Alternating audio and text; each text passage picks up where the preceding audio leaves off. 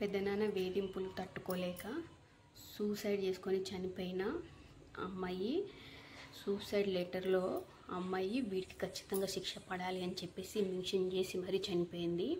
ఈ అమ్మాయి వాళ్ళ డాడీకి ఒక బ్రదర్ అనమాట. వాడే ఈ పెద్దనాన్న. వీళ్ళిద్దరు అన్న తమ్ముడు కలిసి ఒక ప్రైవేట్ ఫైనాన్స్లో 5 లక్షలు అయితే డబ్బులు తీసుకున్నారంట. కానీ ఆ డబ్బులు కట్టే టైంలో గొడవలు అవుతూ ఉండేవంట వీళ్ళిద్దరి మధ్యలో.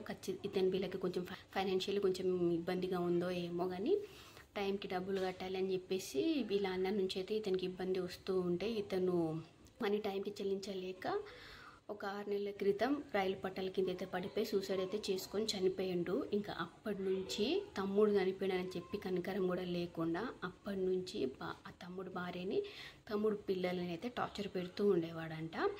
ఒకరోజు బాగా గొడవ పెట్టుకొని ఇంట్లో ఉన్న సామాన్లను అయితే బయట పడేసిండంట. డబ్బులు కట్టాలి, నవి డబ్బులు కట్టకపోతే అది చేస్తా ఇది చేస్తా అని చెప్పేసి ఇంట్లో ఉన్న సామాన్లు అంతా కూడా బయట పడేసి వీళ్ళని బయటకి తోసిస్తుంటే ఈమె తమ్ముడు వైఫ్ ఏం చేసింది, పోలీస్ కంప్లైంట్ అయితే ఇచ్చిందనమాట. ఇట్లా చేస్తున్నాడు మా బావ అని చెప్పేసి పోలీస్ కంప్లైంట్ ఇస్తే ఇంకా అప్పటి నుంచి వాడి కన్ను అనేది తమ్ముడు బిడ్డ పైన పడింది. తమ్ముడు బిడ్డ అంటే వాడికి కూడా బిడ్డతో సమానమే కదా, వాడు కూడా బిడ్డనే.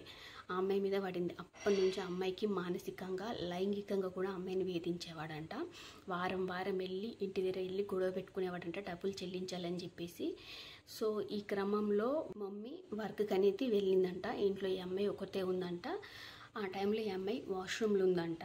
వాళ్ళ ఇంట్లో ఎవరు లేని చూసి ఆ అమ్మాయి ఒక్కతే వాష్రూమ్లో ఉంది చూసి వీడు బయట నుంచి ఫొటోస్ తీసిండనమాట. విండోస్లోంచి ఎక్కడి నుంచో మొత్తం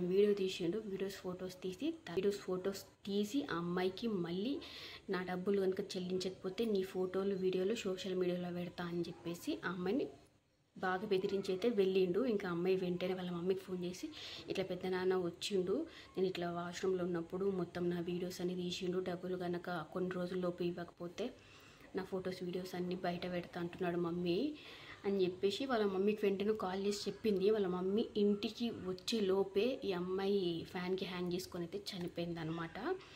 లెటర్ కూడా రాసి పెట్టింది. ప్రతి వారం పెద్దనాన్న ఇంటికి వచ్చి డబ్బులు అడుగుతుండడం నాకు ఇన్సల్ట్గా ఫీల్ అవుతున్నాను. నేను నాన్న ఉన్నప్పుడు ఏ రోజు ఎవరి ఇంటికి వచ్చి డబ్బులు కట్టాలని చెప్పేసి ఎవ్వరు ఏ రోజు రాలేదు.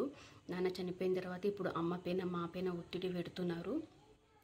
మా నాన్న కూడా వీడి వల్లనే చనిపోయాడు, మా పెద్దనాన్న వల్లనే మా నాన్న చనిపోయాడు. ఎందుకంటే గొడవ పడుతున్నప్పుడు మధ్యలో అనేవాడంట, మా తమ్ముడిని చంపిన మీరెంత అని అనేవాడంట వీడు.